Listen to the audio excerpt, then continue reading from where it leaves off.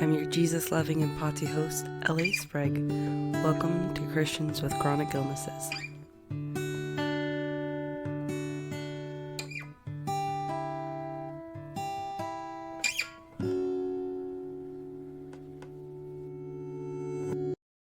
April, thank you so much for being on the podcast. I really do appreciate it I'm very thrilled to much. be here. Aww. So everyone, today we are interviewing April Barcalow. And April, I think you're just a phenomenal woman. I mean, I know that we've only had one or two conversations, but I love hearing what you have to say about marriage. And it seems like the gentleness of Christ just pours out of you. So, yeah, thanks for your humility and willingness to chat with us. Thank you. Yeah, so why don't you tell us a little bit about yourself? Yeah, so I'm April. I am a wife. I'm a mom to three teenagers. I'm a registered nurse. I've lived with chronic illness for almost 10 years now.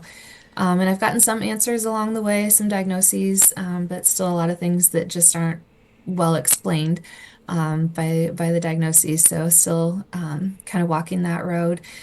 And yeah, I love gardening. I love history. I write historical fiction and working on getting hopefully published traditionally in the next couple years. Hmm. I love crafts. Yeah, that's a little bit about me, I guess. Yeah, do you have any of your writings out right now that we could go look at? I do. So I have a newsletter that I send out once a month, and I have a novella that's available for free to newsletter subscribers.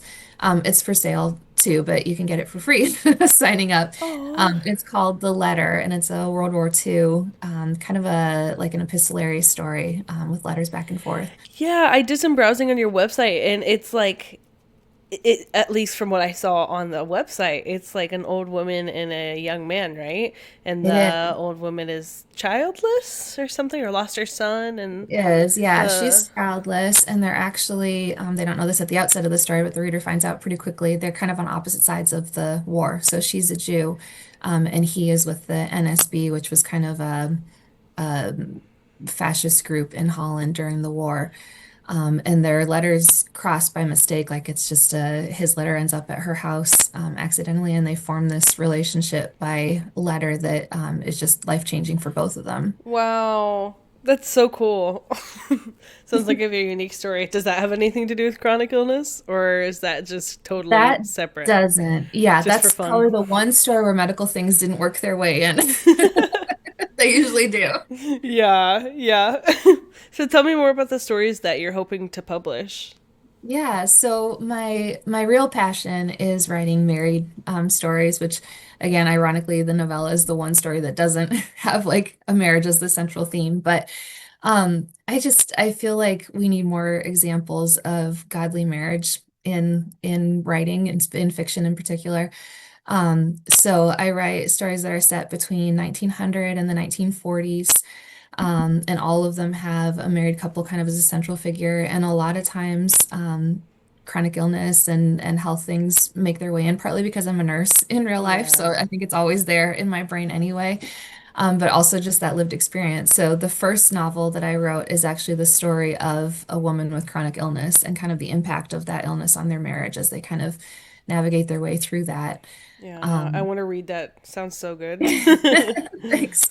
Hopefully, I can get it out into the world. Mm. And then I have another story that is it's a standalone. I have a series of four stories that kind of follow in a community, over the course of 40 years.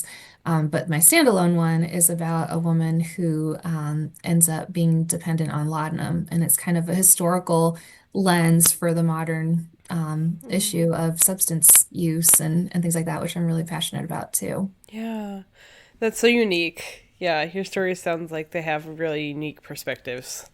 Thanks. I try to write Yeah. what's really happening in life that doesn't always make it onto the page. So you're an author, Mhm. you're a mom, right? You're a mom of a few kids Yeah, three and teenagers. three teenagers. How exciting. Yeah. And you're a wife and you're passionate about helping people who are chronically ill, cope with, I guess, how their marriages are affected in that way. And I know that you're also passionate about helping to inform people who aren't chronically ill too, and I Yeah. think that's special. Yeah, I think until you've lived it, you don't really understand the full impact of illness on your life. Even some of the, quote unquote simple illnesses, it makes a big difference in your life. Yeah, for real. Yeah, it's hard to know unless, like you said, you live it. It is hard to understand, but I'm hoping that people who read your book will be able to see through that character's lens and maybe understand a little bit better what that's like. Thanks. That's my hope. Yeah, of course. So, you're a nurse as well. Mhm. And is that full time, part time? No, so since I was working full time when I first got sick, full time plus, I was going back to school and doing all kinds of things. And it's just not possible for me Yeah. anymore. I have a lot of issues with chronic fatigue and weakness and things like that. And we've found the best balance for me is actually the best is what I'm working right now. I work 2 mornings a week, I have a day off, and then I work 2 mornings a week, so 4 mornings Wow. in total. Yeah. And that has made a huge difference for me in my health. So Oh, I'm so glad, dude. yeah. I know I feel like I it's weird for me to say I'm proud of you because like I'm younger than you and what am I to say? But I'm proud of you for taking the steps to, in your career to where it could actually fit your health because it's hard to do. Oh my Yeah. word. Yeah, and I'm fortunate in that my husband, can support us and I have that option to back off a little bit at work, but Yeah. yeah, it's hard to find that balance. Yeah. How was that process? Did you live in denial of it at first or Yeah, were I you think pretty, yeah, go ahead. yeah, no, I'm sorry, I'm going to cut you off. I think I did a little bit. I worked for the first probably 15 years of my career as a registered nurse. I actually worked in neonatal intensive care. And I loved it. And I had become the educator where I was, doing certifications and teaching and, going out to other hospitals and doing teaching. And I loved what I was doing. But we had, competency days and things like that were like 12, 14-hour days. And I just couldn't do it. And Mm. I reached a point where it was like, I just took a step back from work completely. And I had a year and a half that I just didn't work at all and spent a lot of time healing and kind of figuring out like that was kind of early enough in the journey that I didn't know what worked and what didn't work. So kind of, um, just figuring out what does life even look like? Like, how do I get through the day? What are the things we can put in place that help? And then kind of felt like a growing restlessness at the end of that time, like, okay, maybe it's time. And I had said when I left the hospital that if I went back to work, I wanted to work in the nonprofit sector. Like that was very much where my heart was and things like that. So I had started volunteering at a clinic for underserved patients here in the town Mm. where I live. Um, and loved it. I really enjoyed working there and I was like, God, this would be perfect. Like this was on my short list of places I'd love to work, but I Yeah. didn't feel the freedom to necessarily apply for a job. And I actually prayed, and it's a crazy prayer, but I said, God, if it's time for me to go back to work, let someone approach me with a job. And I don't usually pray that way, but for whatever reason, that was what I prayed this time. And sure enough, 6 months in, I went in one day to volunteer and they're like, hey, can we talk to you about a position that just opened up? We think you'd be perfect for it, and just landed in my lap. Oh, that's So, so cool. And you yeah, love that, right? I love it. I love Oh, it. I grew up in Spain. My family, we were missionaries, so I grew up going to Spanish schools and things like that. So I speak Spanish fluently, and I speak probably more Spanish than English at work. And it's just, I love, love, love what I'm doing. dude, that's awesome. And it's so important what you're doing too. So thanks for doing that. Like a lot of people can't afford healthcare. Yeah. And so places like that are very special, especially for those of us who are chronically ill. That's Yeah. a very unique opportunity. So thanks for doing that for the sake of all your patients. Thank you. I love it. It's a privilege Yeah. for me. So you're a believer. I'd love to hear more about that. Yeah. Like I said, I grew up, we were missionaries in Spain before we went overseas. My dad was a pastor. So I've always had a relationship of some kind with God. I was 5 when I first became a Christian. I think we'd watched the Jesus films or something like that. And I Aw. wanted to pray with my dad, like most people in the 80s, I feel like. Mm-hmm. But I don't think my faith really, really became my own. I mean, somewhat through middle school and high school, but definitely in college. And I had kind of that classic. that you hear a lot of people have like that crisis of faith in college. And it wasn't that I was Yeah. going to walk away from the church. I think I reached a point where I wasn't sure if I could trust God. And I Mm, had a lot of anxiety and fear and just I had a really hard time letting go of whatever he might have for my future and trusting him with it, including, suffering and things like that. But even my plans for the future, like I had always thought I was going to be a missionary. And that was part of why I went into nursing. I was like, this is a practical thing I could take like anywhere in the world. And, yeah, that's so I wanted relatable. to be a Yep. nurse. Yeah. And I think it was like halfway through my freshman year, I remember like kneeling on the floor in my dorm room just in tears and saying, God, send me, like send me somewhere, show me that you're going to send me. And it was one of those few times where I felt him speak very clearly. And he said, no. He Wow. said, I'm not sending you, you don't go. And it was kind of devastating. Like I had always had in the back of my mind that that was what I was going to do. And it was like, Mm, okay, then what do you have for me? Like, right. and over the next several years, he kind of unfolded that. But yeah, it was kind of through that process of trusting him with that piece, and then gradually, learning to trust him with other things that I kind of grew into the faith that I have now. Yeah, I bet that was really devastating to hear that. No. Yeah, and if you're listening, you know that part of my story too is also I thought I was going to be a missionary, and then yeah, similar experience except for you got a clear no, which would be so heart shattering. And for me, it's still like maybe it's a possibility someday, but I'm Depends so what's harder. yeah it depends. I don't know. The clarity can that's debatable, because Yeah. it's like I feel like I at least still like someday could work towards that. But on one end you have the clarity, but on the other end, I guess I have the possibility. So not to say God couldn't, tell you otherwise. He for sure Right. could. He can do what he wants. Okay. So was that? Did you like growing up in Spain? I loved it. I Oh, really that's loved it. great. hmm Yeah, that's There's awesome. so much history there. I really think all three of my siblings love history, and I think that was part of it. Like you just grow up with Roman ruins and medieval buildings, and it's just Yeah. it's usually part of your life. Very cute, very cute.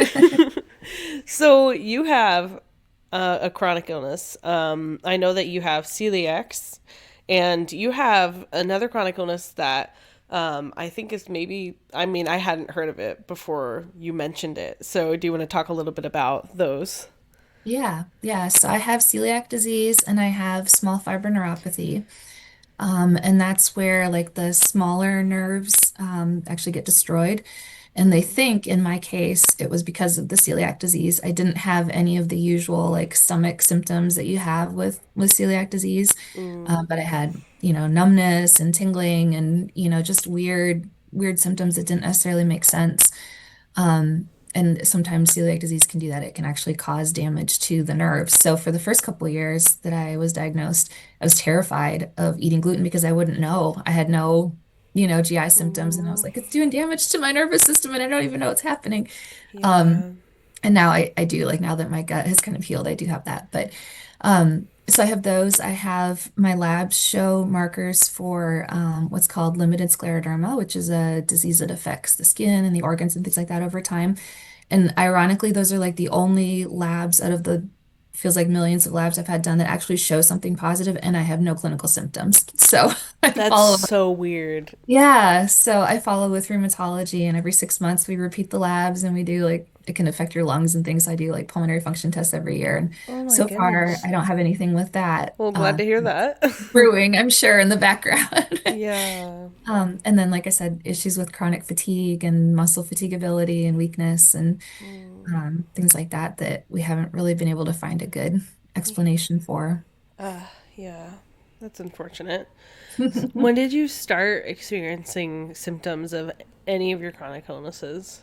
Yeah, it was about 10 years ago. And it was, like I said, when I was working full time, working a lot of hours, and it started with headaches at first. And, like blurred vision, I felt like I couldn't focus on the computer screen at work and things like that. And about the time I got in and had my first round of tests, and they did like a brain MRI first, they were thinking, with some of the weakness and fatigue and things that develop pretty quickly, they were thinking like MS or something like that. And by the time I got in for those first studies, it just snowballed and the symptoms just kind of Mm. accumulated from there. Um, And then over the next few years, I had mine is strange. It's always there, the fatigue and things like that. Mm. But I have really distinct sections of time where it's significantly worse, like hard to function. Oh, wow. And during those times, they usually last anywhere from 8 months to 2 years was the longest. I'm in one right now, but actually it's been the least severe I've had. And I think I credit my work schedule and like learning to Oh, balance a little bit better with yeah. some of that. But yeah, during those stretches, like I use a cane to get around. I have a lot of dizziness. I have a lot of, just fatigue. My muscles start trembling after a while just from standing and using them. Wow. I ended up getting a wheelchair that I can use for longer distances, if I want to go to the zoo with my family or something like that. Yeah. Um, so yeah, it was pretty life-changing. Oh, do you say you want to build a zoo with your family? No, like if we Oh, go, I feel like I have a zoo. okay. It's having three kids and cats or whatever. No, just like if we want to go somewhere where there's more walking Okay. involved. I was like, wow, okay. Yeah, We that are doesn't fit into the ambitious. plans. Okay. I was impressed. So, sorry, what was the first symptom that you think that really like caught your attention? Yeah, the first one was headaches. It was I headaches. had headaches. Right, Like I at would work and then play. blurry vision and yeah. Yeah. And I do have migraines now that have been diagnosed and have meds and things Yeah. to manage that. But yeah, these were just weird, like I Yeah. called them fatigue headaches, like at the end of the day when you're tired. But Yeah, man. And you said that that's because your nerve endings die? Is that what you said? the neuropathy, yeah, the nerve endings actually die off. So I have like Wow. numbness and tingling. I'll have when nerves die, they tend to cause like a burning feeling sometimes. So like in my toes and in my fingers and up into my calves, like it'll be like hot daggers kind of stabbing me Oh, sometimes. So ouch. That sounds yeah, painful. not all the time, thankfully, but yeah, Yeah. some And people is have that what's it. causing the issues with muscles and walking and things They like don't that? think so. No, the doctors that I What? talked to don't think it's related. So I still have something Really? undiagnosed that causes the chronic fatigue and the weakness and everything. Oh my goodness. Okay. I didn't, yeah, okay. I just assumed that those were connected. Okay. So you Yeah. have celiac, Hmm. which I would love to hear more about that, as Yeah. well as the neuropathy and then something else. Something else. So, what is the celiac? So celiac means you can't have gluten, and it actually if you go on eating gluten like wheat, barley, rye, products that have gluten, which is the thing that kind of makes your bread actually taste good and feel good, like the texture, Yeah. that stretchy texture. If you go on eating it, it can actually increase your risk of cancers. It can shorten your life expectancy. Like it can actually have some pretty serious effects Wow. with celiac disease. But in the moment, most people have like upset stomach or they'll get brain Mm, fog or they'll have diarrhea or something like that if they eat, yeah. accidentally or on purpose if they eat gluten. Okay. So it's one of those diagnoses that until I had it, I didn't, I just, oh, well, you can't have gluten, no big deal. You get gluten-free or whatever. Mm, But you don't realize how social eating is. Like every time there's yeah. a birthday or retirement or, whatever, you have cake and everybody sits around eating cake, right? Well, if you have Yeah. celiac, you're sitting there just watching everybody eat cake. Yeah. Or, Aw. the biggest thing with celiac is the cross-contamination. So even though something is gluten-free, if it's cooked on, certain types of cookware that can kind of harbor gluten or your spices are What? contaminated or whatever, like that's the thing that really causes the stress and the Oh. frustration. I joke with my husband all the time, like I've got all these weird health things, and the thing I complain about the most is probably the celiac disease because Really? it's Just just it's a inconvenient. barrier. Like, and I Mm, think that was the initial experience in general with chronic illness for us was just this feeling of barriers. Like, I can't eat in all the places that people eat. Like, there are five oh, restaurants that I can choose from, or I can't, right. travel on, like, we'd love to do for our 25th anniversary in a couple of years, we'd love to do a train trip out west. And, Oh, a lot of them are all-inclusive packages. I'm like, I don't know that I can eat the food. Like, right. Yeah. things like that. And then with the mobility stuff, like you go to a store and a lot of times, especially smaller stores, if they have like a wheelchair or an accessible entrance, Mhm. it's not the main door, it's around the back somewhere. And you feel like a second class citizen, going in. Oh, And yeah. it was eye-opening for us, I think, like all these barriers that you don't even realize are there when you Mm, have a healthy, able body. Yeah. that just feel like, being left out of things. Yeah. That sounds really discouraging. Is your household gluten free too? Like, do We, you? yeah, we moved about a year ago, and when we moved, I was like, can we make things as gluten-free as possible? Like the Yeah. pantry now is all gluten-free stuff, and we have one little cupboard for gluten, and we have Really? pots and pans that, yeah, we kind of flipped because our old house was the opposite. Like I had one little shelf with my stuff, and then the rest. Oh, And I would love to go fully gluten-free, but like I said, we have three teenagers, and right. honestly, gluten-free is expensive when you're feeding teenagers, especially. So. I bet. Yeah. Yeah, once they move out, like my husband has said to, like we'll be fully gluten free, and it'll make life a lot less complicated for me. But Aw. Yeah. I hope so. What's your favorite restaurant that is gluten free? so chain restaurant wise, Red Robin actually does really well. Red And they, Robin. and they've got Really? good burgers. Their fries are in a separate fryer. They don't fry anything with. I mean, you'd want to check with your like local Red Robin, but as a chain, they do really well. So that's probably my Good to favorite. know. That's probably my favorite, like, bigger one. Hmm.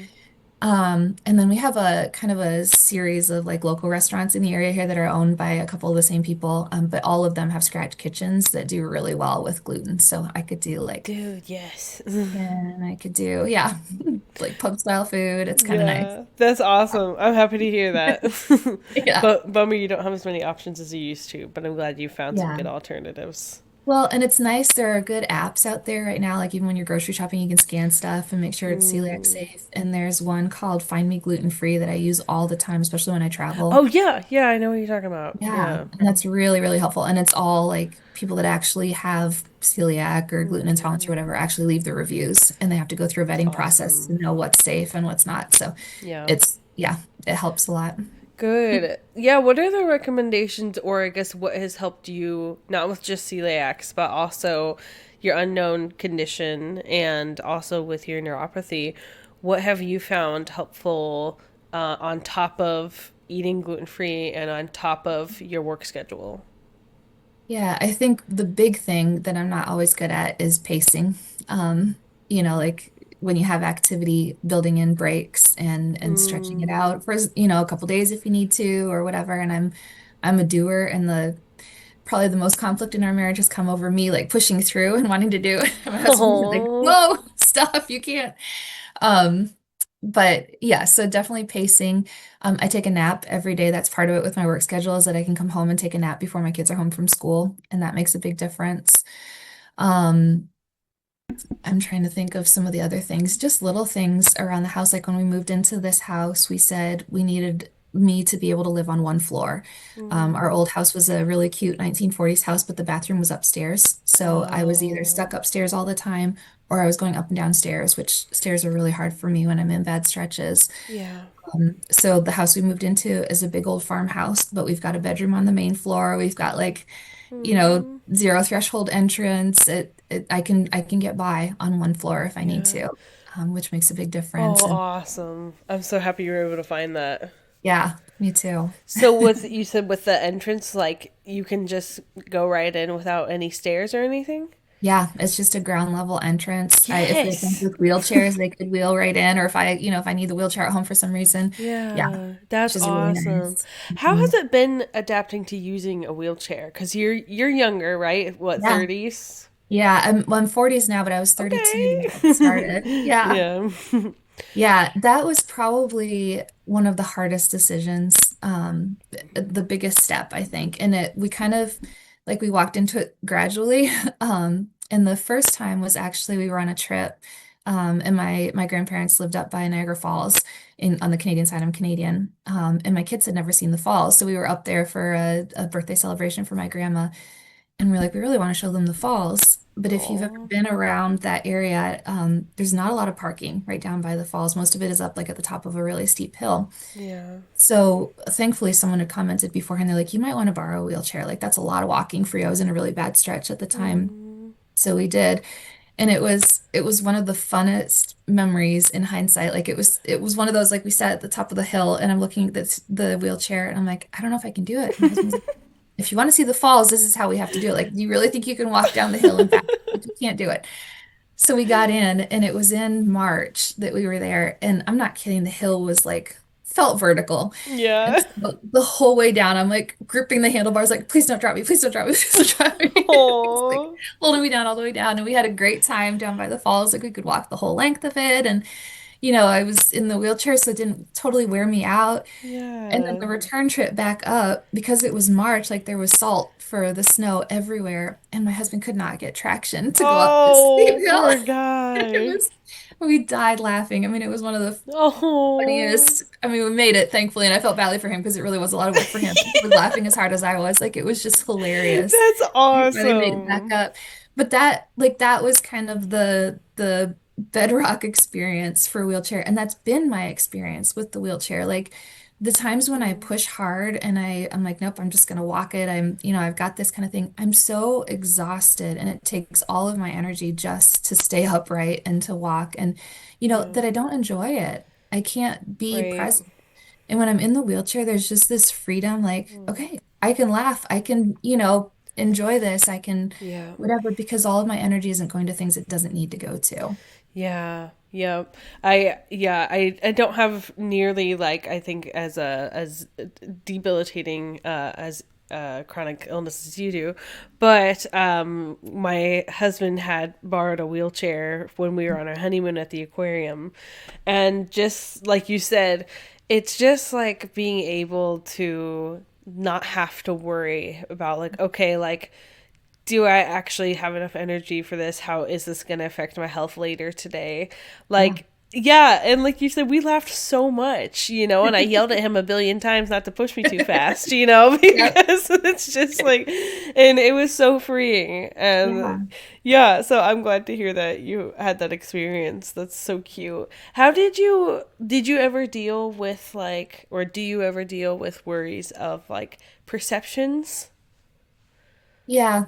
I mean, it's an eye-opening experience. You realize how seldom I make eye, and this is terrible. It shouldn't be this way. I'm a nurse even, but Mm, how seldom I make eye contact with people in a wheelchair, or, like, it's little things like that that you really become aware of when you're sitting, like, much lower than everybody else in a crowd or mm, whatever.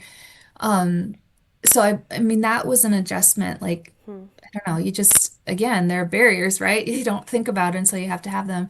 But I think the thing I worried about more was how it would impact my husband and especially my kids, Mm. because they were little when this started. My daughter was 5 and my son was 10, and then we had an 8-year-old in between. Um, and like there was one time where my daughter was cheering for her elementary school at a basketball game, and she was so excited about it. And she's like, Mom, are you gonna come and watch me? And I was having like an exceptionally bad day. Like, I'd been on the couch all day, I couldn't hardly get up. And I was like, I don't know if I can do it. I said, if I go, I'm gonna have to use the wheelchair. And I had never used the wheelchair for a school function or anything like that Oh. before. Like, it was just when we were out other places. And she's like, then bring the wheelchair. That's okay. I'm like, okay. Oh. So we got in there, and she's across the gym with all her friends, and I can see all of her friends like looking over, and here I am. I was walking a week before, like, and all of a sudden, like, it had to have been Wow. so weird for them, and all I could think was, she's going to be so embarrassed, like, she's going to be humiliated that I'm sitting here in a wheelchair. And but I Man. was there, I was able to cheer for her, whatever. And we got home, and I said, how was that for you? Like, were your friends Oh. wondering what was going on? Like, was it really awkward or whatever? She's like, no, I just told them sometimes you use a cane, sometimes you use a wheelchair. That's just our life. And she just like moved on with it. And I was like, okay, maybe we're Oh. okay. That's so awesome. Yeah. I love that. It shows you were like maybe, overthinking it or worried about nothing and that your daughter just like is happy that you were there. And I also think it was very wise of you and a good mom move to check in with her after and ask how that was for her. That was so considerate of you. I think I was embarrassed, so I wanted to make sure she wasn't. Oh, that's so cute. So you have a lot of perspective from being a chronically ill person. And I know that you mentioned that you're a nurse and you keep emphasizing over and over again like, "Oh, I didn't know this until, I got sick. I didn't realize this until I was in a wheelchair." So, for nurses listening or for doctors listening out there, do you have any advice on if they're able-bodied and maybe can't really empathize with being chronically ill or having all these mysterious symptoms. Do you have any advice for a professional listening right now? Yeah. I think I think for me, at least, sometimes I get so caught up in finding the answers for people and just fixing the problem and things like that that I miss noticing that there's a person in the middle Oh, of it, and we don't intend to do it. I mean, we right. mean well, we're trying to make their lives easier and things like that.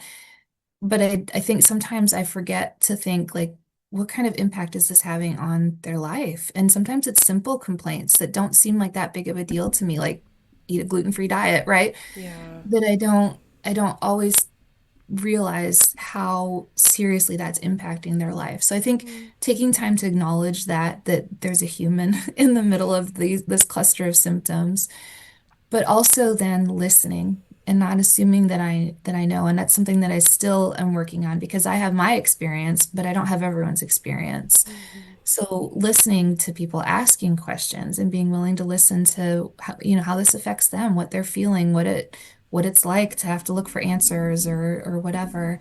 Reading, from other people or listening to podcasts, like just expanding your base of empathy and understanding, I think can only make you stronger as a professional and help you kind of give that whole, wrap around care that people need. They're whole people. They're not just the symptoms. yeah, absolutely.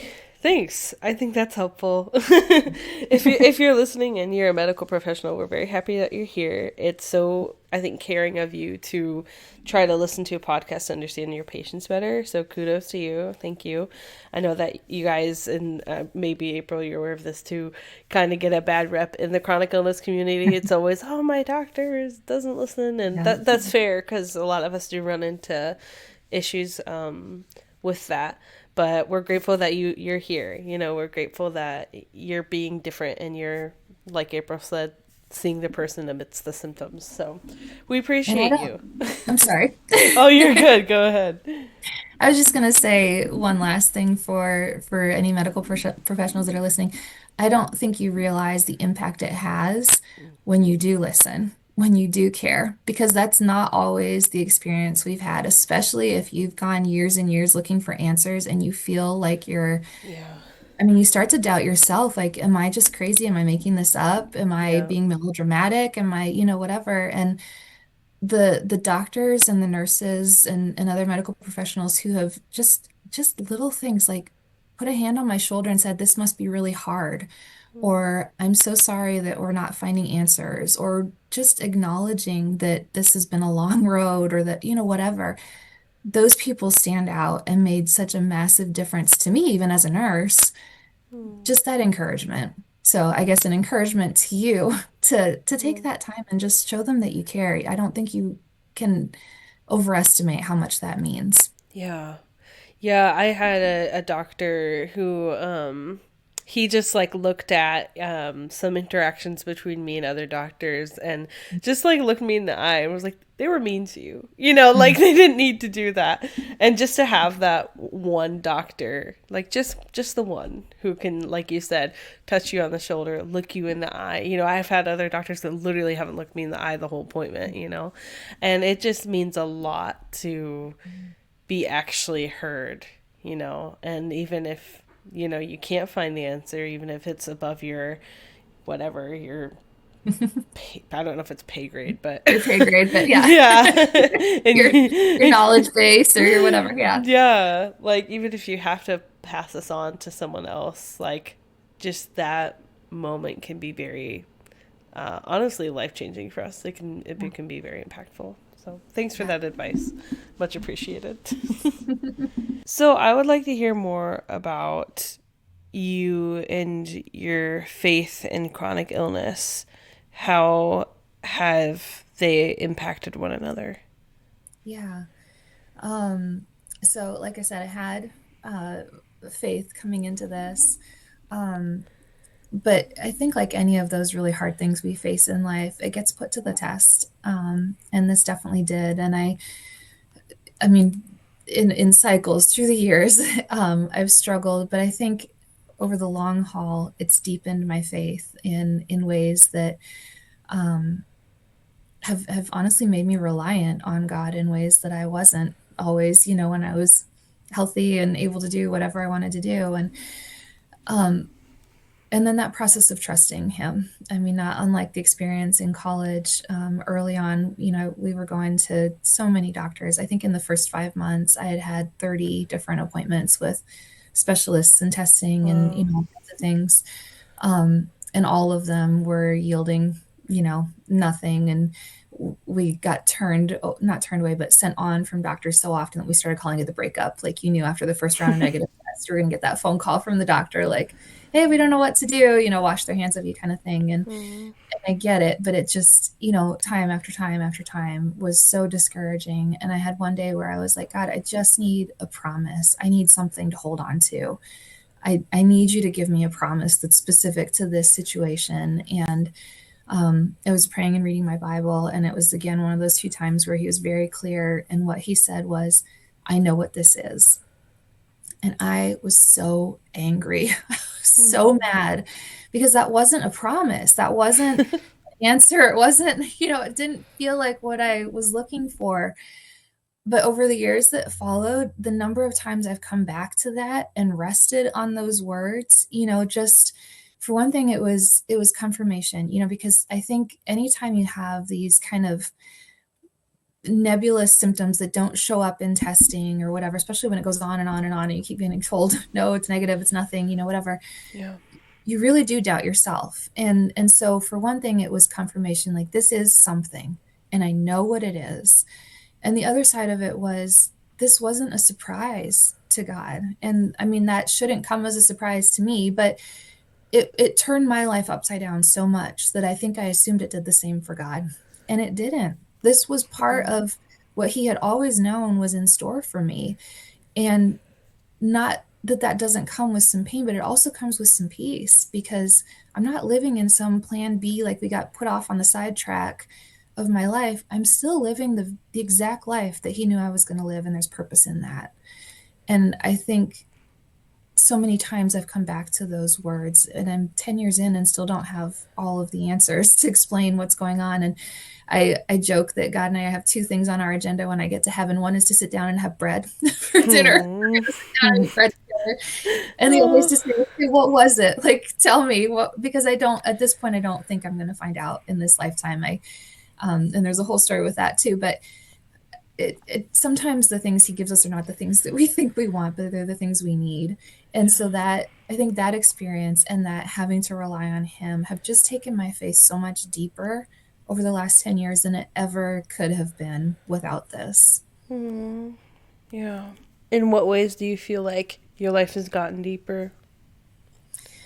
I think the trust, I think my prayer life has deepened when there are things that you can't physically do and they Yeah, have to makes be moved sense. by prayer, especially in things like parenting and in marriage. Like, Mm. there's so many limitations with chronic illness. Like, I just cannot be the mom that I wanted to be, that I thought I would be. I can't be the wife that I wanted to be. And I talk sometimes about how, with chronic illness, it's like a third person in the marriage all the time. It's Mm. always there. And when you have that constantly, that feeling of not failure, not inadequacy, but just feeling like you just can't live up to everything you wanted to be, and you can't do all the things that you want and sometimes need to do, it makes you reliant on God. I have to turn to him. I have to ask him to cover the gaps. And thank goodness I have those gaps and I'm aware of them, because I could be living a different life and thinking I have it all together. But it's just taken me deeper. And when I go through these hard seasons, I've learned what it means to really sit with him and to really not get up until he's answered, until he's been there with me, and to expect it. And to really, I mean, these scriptures that are theoretical until you've actually gone through really hard things, they're personal now and they're internalized. And they're the first things that come to mind when I hit those difficult patches again. Yeah. Yeah. In what ways do you feel like you're not the mom that you wanted to be? And how have you seen God come through in those ways? I mean, the basketball game is a perfect example, right? Like I would have loved to have been jumping up and down and cheering Yeah. and, having her friends all over to do their hair before, and I Oh. can't do that. But I also see God's grace in the way he's used this in their lives. And I wrote a post one time for, I can't remember if it was for the Mighty or just for my blog about, 5 reasons why I'm glad my kids have a mom with chronic illness. And I meant it, Oh. you know, Wow. because it's developed empathy in them. Like all these things, like we talked about before, that you don't even realize the impact it has on people. My kids do realize, they do Oh. see the barriers, and they're so much quicker to recognize them even than I am. And things like when people offer to help and they give you kind of these, just blank check, hey, if I can do anything, my kids have learned that what's actually helpful usually is a really concrete offer, like, hey, can I pick your kids up from school?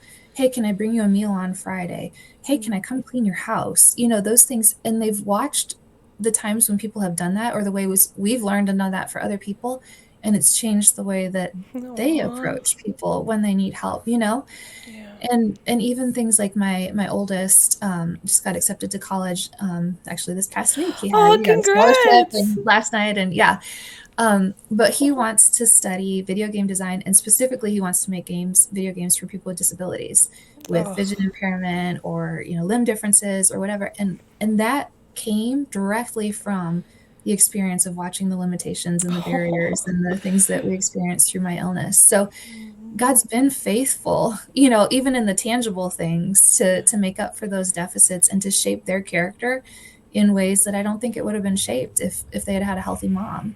Yeah. But then also just his faithfulness to guide them. I mean, he's faithful to all generations, and I have come back to that verse, or those verses, because it's several places in the Bible, but over and over and over, especially in the teen years, he's faithful. He doesn't just take care of us in our chronic illness, but he takes care of our whole families.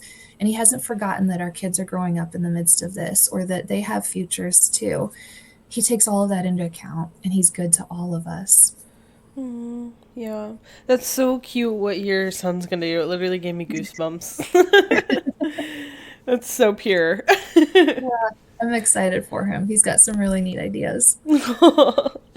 So you're really passionate about marriage and chronic illness. I would love to hear some of the things that you and your husband have learned since you've developed chronic illnesses. Yeah, I think I mean, like I said, it's like the third person in the marriage. And so one of the things that we've learned and are learning is how to navigate that, how to still have a marriage that's about two of us and not, about the chronic illness. And sometimes that's really hard. When you live with Yeah. physical limitations, you can't just set them aside and pretend they're not there for the weekend. But we've learned just little ways even to connect, whether it's we have a notebook that we swap back and forth sometimes that we write in, or Oh. sitting on the swing out in the backyard because we can't go for walks because I'm in a bad stretch, or just little ways to seek out connection, in spite of everything that's going on. And I think one of the other things we've learned is to be honest. Like, this is hard on both sides of the equation. It's hard for me as the person with chronic illness, and you get frustrated and you get discouraged and tired, and in addition to dealing just with the physical symptoms. But this is also really hard for the person who's not sick, whose life has also been turned upside down, and who are left picking up the pieces and doing the laundry and cooking the meals and driving the kids, and carrying the full weight of all of the things that I can no longer do. It all falls on him. And I think when we learn to acknowledge that and to take care of each other in that, it made a big difference for us. Yeah.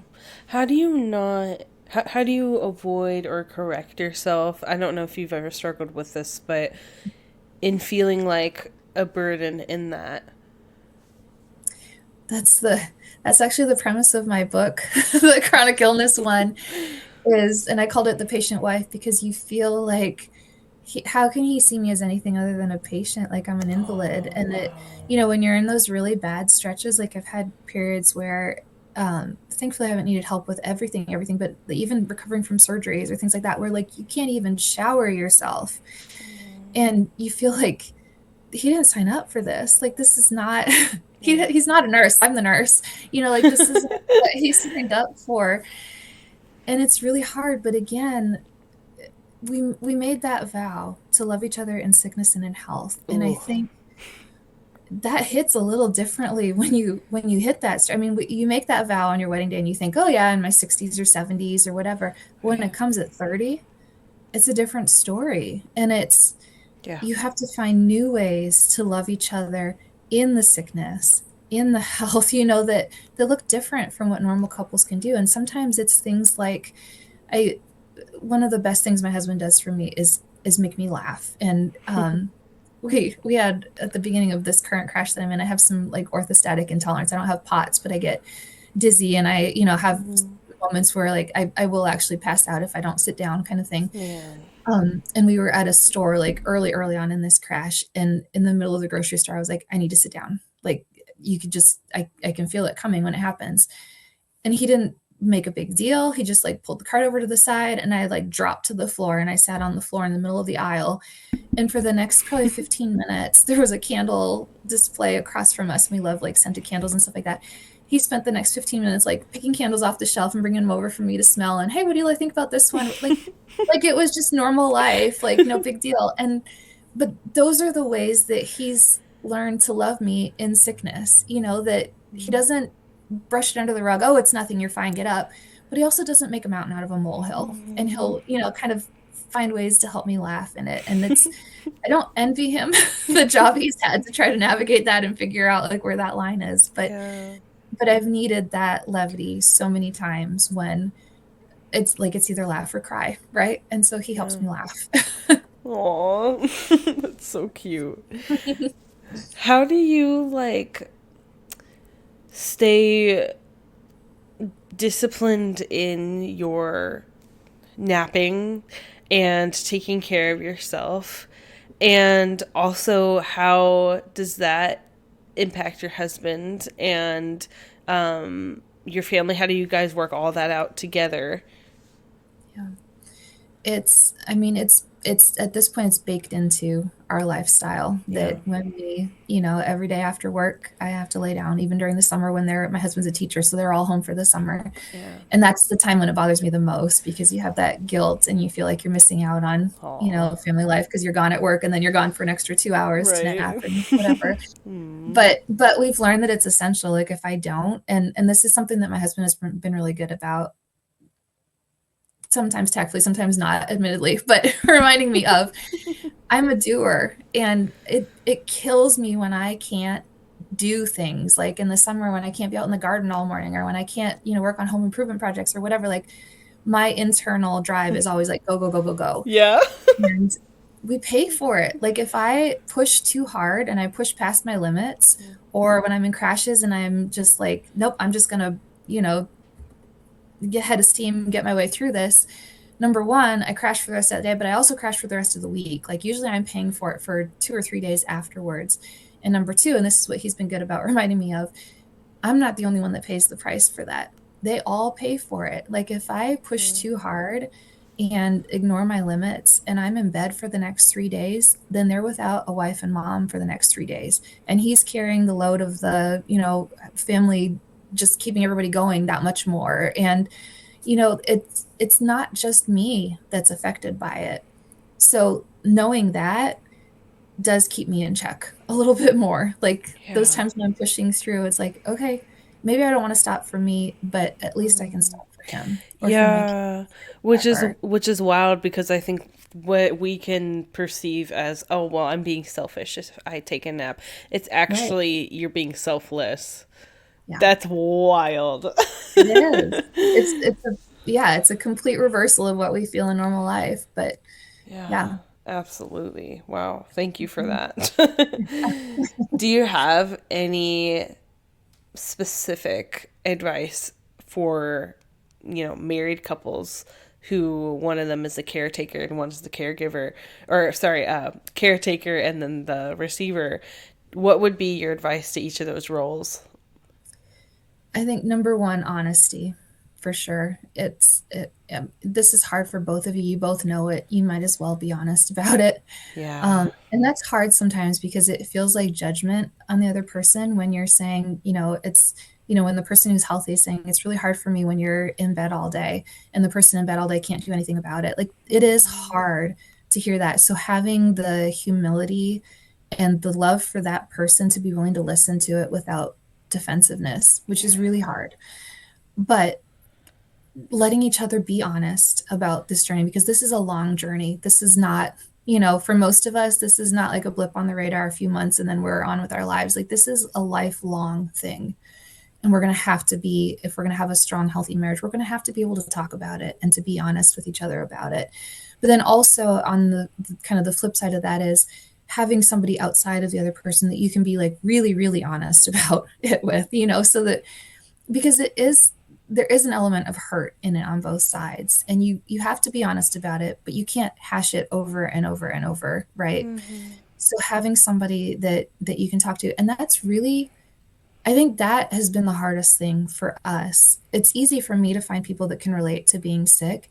There are not a lot of caregivers who are willing to talk about how hard it is, or even just caregivers who are in their 30s or 40s, right? Like statistically they're usually older people, and that's a whole different set of challenges. Yeah.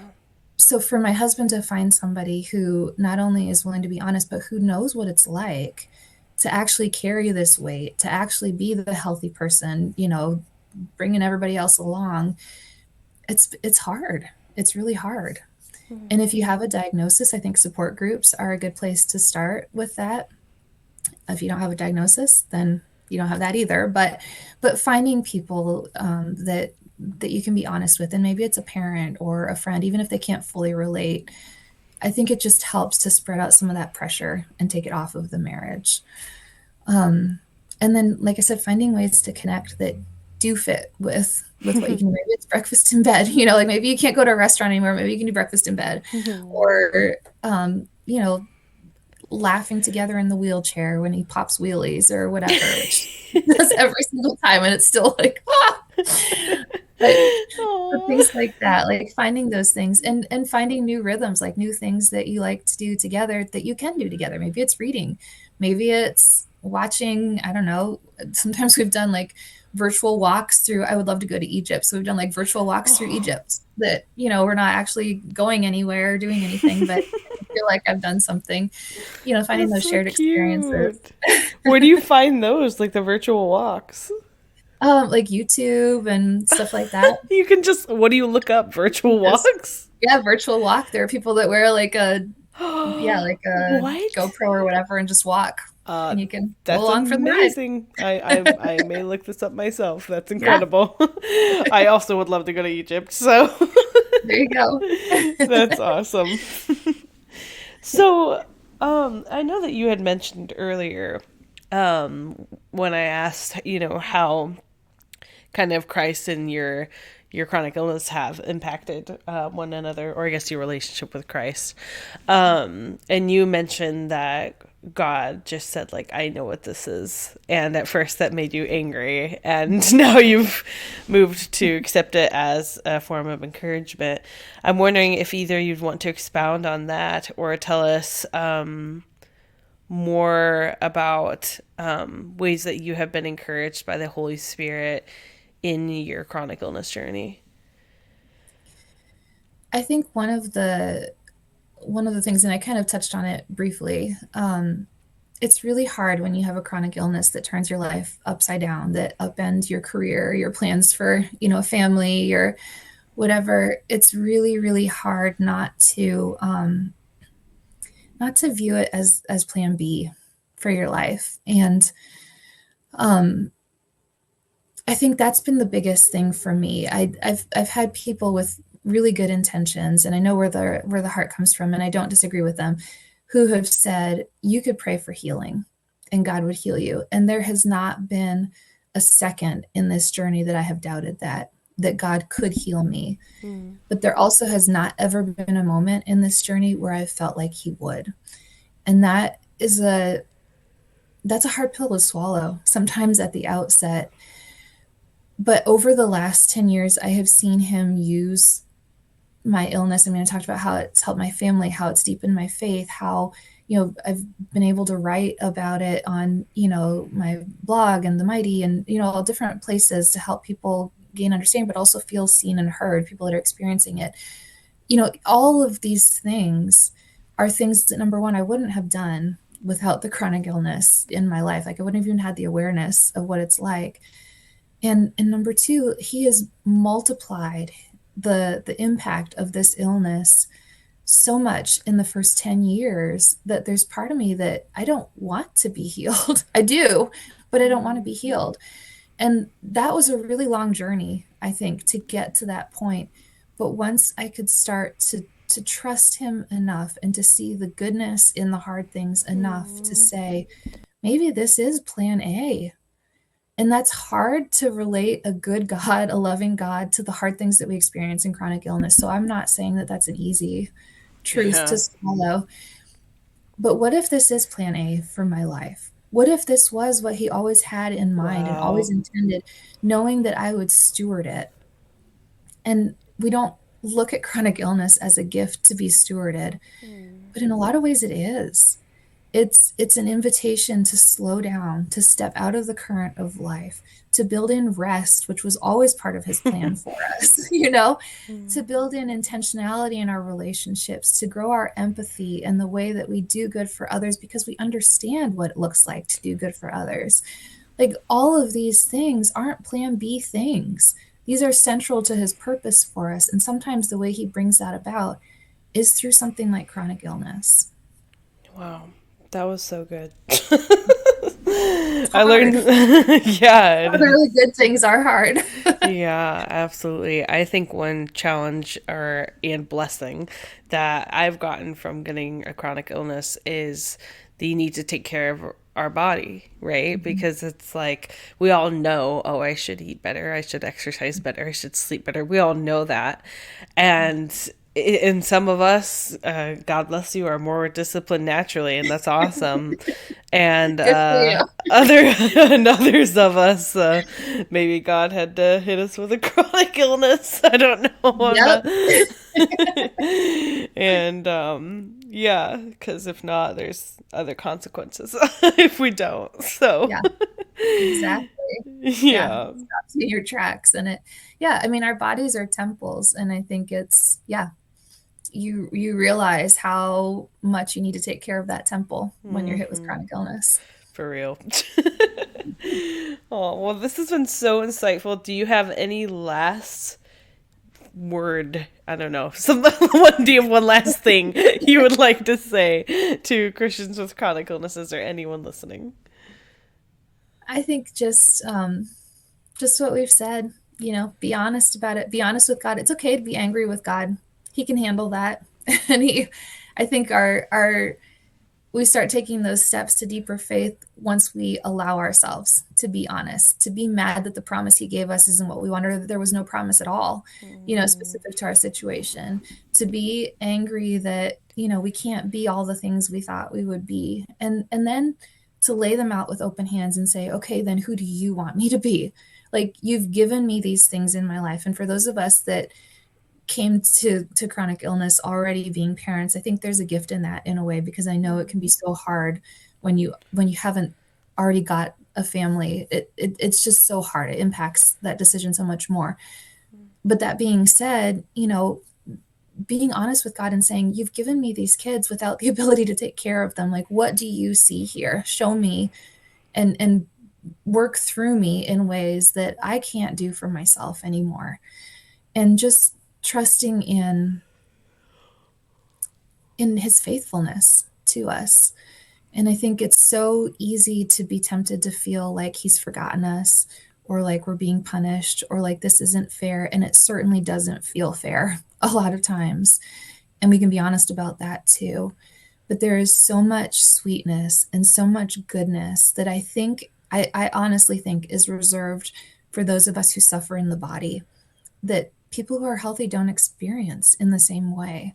So let it be an invitation, open yourself up to it, and open your hands enough to see what it is that he might want to do, not in spite of your illness, but because of it, in the very middle of it.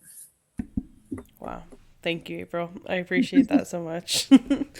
Well, I really do appreciate all your perspectives. I know that it is personally impactful for me to hear just the knowledge of how we treat our bodies isn't just how we treat ourselves, but how we treat those around us. And even if you're listening and you're not married, you have friends. Maybe you have a job, maybe you don't, maybe, certainly you might have siblings or parents or just anyone around you. How you steward your body with your chronic illness does impact those around you. Heck, even if you don't have a chronic illness, if you're running on no sleep all the time and not eating well, you Yep. might be grumpy, you might say things that you regret. And just for those of us with a chronic illness, this is just a little heightened. And so that's a very encouraging thing for me to learn, that for me to take care of myself is also for me to take care of my husband. So I really appreciate your wise perspective on that. Thanks. Yeah. Okay, so I'm going to put your website in the description below for anyone Mhm. who's interested in reading your material. Do you want to say what your website handle is? Sure. Yeah. So I have two websites. I have one where I write about chronic illness, a blog, and that's livablebydesign.online. And then I have my author website, which is where I post about writing. I have devotional blogs that I post on there. That's where you can let's find the novella that we talked about earlier. And that's aprilbarcalow.com. So cool. And if you want to, you can also go to Christians with Chronic Illnesses, our website. I honestly don't know what our website is, but we have April's link. We have April's information linked there. That's also in the description below. So, April, thanks so much for recording with me. I really, really appreciate it so much. Thank you. I was glad to talk to you. Aw, thanks. Me too. Thank you so much for being a part of the Christians with Chronic Illnesses community. Please remember to follow, rate, and subscribe to the show. You can also follow us on our socials at CWCI Podcast. And if you're interested in sharing your story, please email us at cwcipodcast@gmail.com. If you are interested in contributing to the production of Christians with Chronic Illnesses, please see the show notes below for subscriptions starting as low as $1 a month, or email us for a more direct way to give. This show is hosted and produced by Ellie Sprague, and our incredible logo, thumbnail, and overall CWCI artist is Brianna Middleton. This show is intended for entertainment and encouragement purposes only. Please talk to your doctor before trying anything you hear on this show. Until next Monday.